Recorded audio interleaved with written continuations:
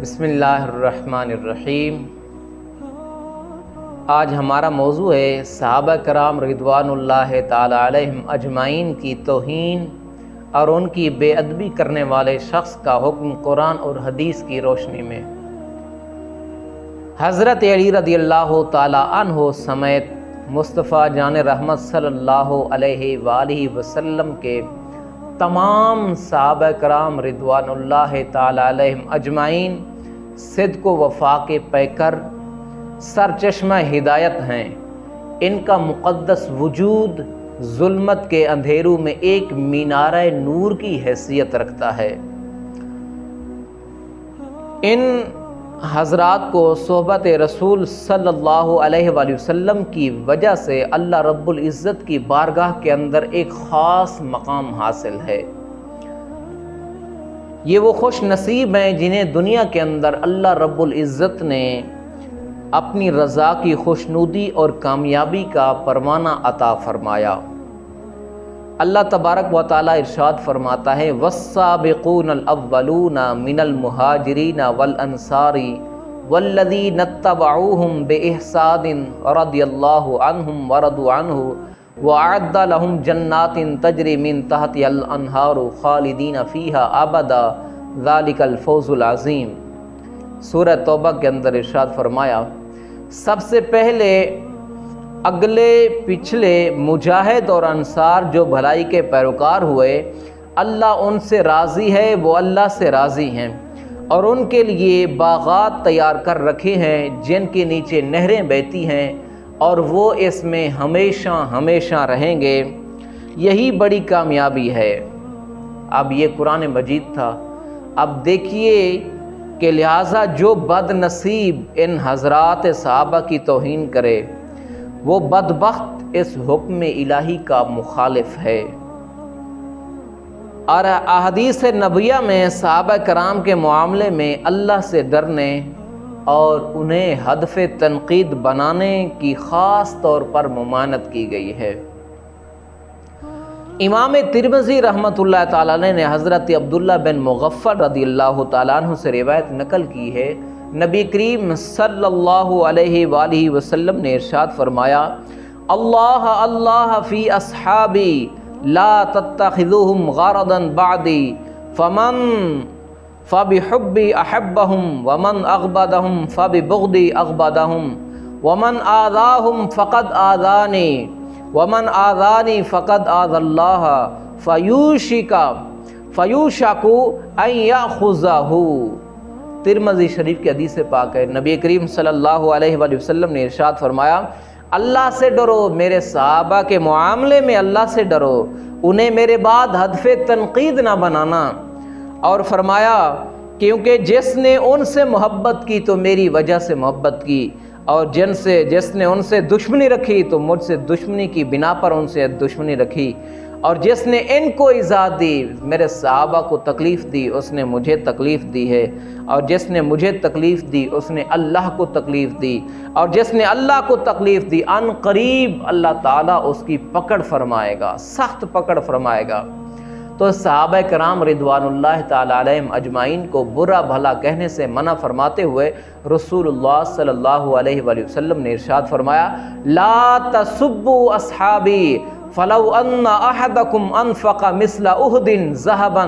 ما بلغ مد احدہم ولا نصیفہ۔ فرمایا کہ میرے صحابی کو، کسی صحابی کو گالی مت دو، یعنی برا بھلا مت کہو، کیونکہ اگر تم پہاڑ کے برابر بھی سونا خیرات کر ڈالو تب بھی تمہارا ثواب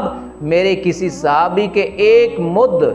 یعنی 839.808 گرام کے وزن کے برابر بھی اس سے آدھے کو بھی نہیں پہنچ سکتا، یعنی 839 گرام اس کے اگر کوئی اتنا صدقہ کرے تو وہ بھی صحابی کے برابر نہیں پہنچ سکتا۔ تو یہ رسول اللہ صلی اللہ علیہ وسلم کا حکم تھا، یعنی اگر صحابی 839 گرام کوئی ایک گندم کے دانے اللہ کی راہ کے اندر صدقہ کرے اور صحابہ کے بعد والے احد پہاڑ کے برابر بھی سونا خرچ کریں تب بھی اس صحابی کے ثواب کو نہیں پہنچ سکتے۔ اور ایک حدیث کے اندر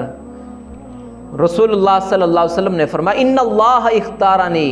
واختار لی اصحابی فجعل لی منہم وزراء واسحارا وانصارا فمن سبهم فعلیہ لعنۃ اللہ والملائکۃ والناس اجمعین لا يقبل اللہ منہ صرفا ولا عدلا۔ یہ مستدرک للحاکم کی کتاب ہے، اس کے اندر حدیث پاک موجود ہے۔ حضور نے فرمایا کہ اللہ تعالیٰ نے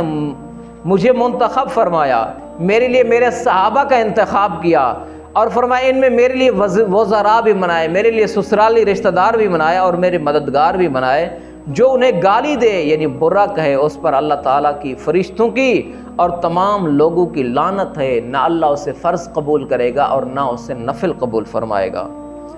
امام الانبیاء کے غلام و حضرات شیخین کریمین یعنی حضرت ابوبکر صدیق رضی اللہ تعالیٰ عنہ، حضرت عمر رضی اللہ تعالیٰ عنہ، حضرت امیر معاویہ رضی اللہ تعالیٰ عنہ، یہ سب حضور کے سسرالی رشتہ دار ہیں،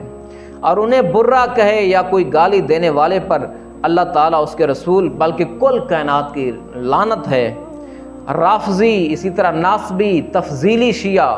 حضرات اس فرمان رسول کی روشنی میں اپنے طرز عمل، اپنے نظریات و عقائد پر خوب غور و فکر کر کے اپنی اصلاح کی کوشش کریں، اس لیے کہ ان حضرات مقدسہ پر سب و شتم، گالی گلوچ سے باز آ جائیں۔ تو نہایت افسوس کے ساتھ کہنا پڑتا ہے، آج کل صحابہ کی شان میں گستاخیوں کا بڑا سلسلہ جاری ہے، تیزی سے بڑھتا جا رہا ہے۔ رافضی اور ناصبی سوچ کے حامل بعض افراد صحابہ کرام کی توہین، کہ صحابہ کرام کے مابین جو اجتہادی نوعیت کے مسائل ہیں، ان کے چند کو ایشوز بنا کر ان مقدس حضرات کی توہین اور تنقیص کر رہے ہیں، اور اپنی آخرت کو برباد کر رہے ہیں۔ حالانکہ نبی کریم صلی اللہ علیہ وسلم نے سب کو جانتے ہوئے بھی ان حضرات صحابہ کو مومن قرار دے دیا۔ رسول اللہ صلی اللہ علیہ وسلم کی حدیث پاک ہے، آپ نے ارشاد فرمایا کہ تکون فی امتی فرقتان فتخرج من بینہما فارقۃ یلی قتلاہم اولاہم بالحق۔ فرمایا میری امت جو جماعتوں کے اندر تقسیم ہو جائے گی، ان میں ایک گروہ نکلے گا جو جماعت اس گروہ کو قتل کرے گی وہ حق کے زیادہ قریب ہوگی، اور فریق ثانی بھی وہ باطل نہیں بلکہ وہ بھی مغفور ہے، اس کی بھی بخشش کی ہوئی ہے۔ اس حدیث پاک کی روشنی کے اندر امام نووی رحمۃ اللہ تعالی علیہ فرماتے ہیں کہ حضرت علی رضی اللہ تعالیٰ عنہ حق پر تھے، اور حضرت امیر معاویہ رضی اللہ تعالیٰ عنہ کے گروہ نے اجتہادی تعویل کے ساتھ ان پر بغاوت کی ہے۔ اور یہ اسی حدیث میں یہ بھی صراحت ہے کہ دونوں گروہ مومن ہیں، یعنی اس جد و قتال کے سبب جو جنگیں ہوئی ہیں صحابہ کرام کے درمیان، حضرت علی اور حضرت امیر معاویہ کے درمیان، فرمایا کہ اس کے سبب سے وہ لوگ ایمان سے نہیں نکلے، ایمان سے خارج نہیں ہوئے، نہ فاسق ہوئے۔ یہی ہمارا اور ہمارے موافقین کا مذہب ہے، یعنی یہی اہل سنت کا مذہب ہے۔ تو اس حدیث پاک سے یہ معلوم ہوا کہ صحابہ کرام رضی اللہ تعالیٰ عنہ، یہ ان کو گالی کرنا، ان کو برا بلا کہنا سخت ترین ممانعت ہے، اور وہ شخص فاسق کے حکم میں ہے اور سخت گناہ گار ہے۔ اللہ تعالیٰ ہم سب کو صحابہ کا ادب کرنے اور ان کی تعظیم کرنے کی توفیق عطا فرمائے۔ آمین بجاہ نبی امین صلی اللہ علیہ وسلم۔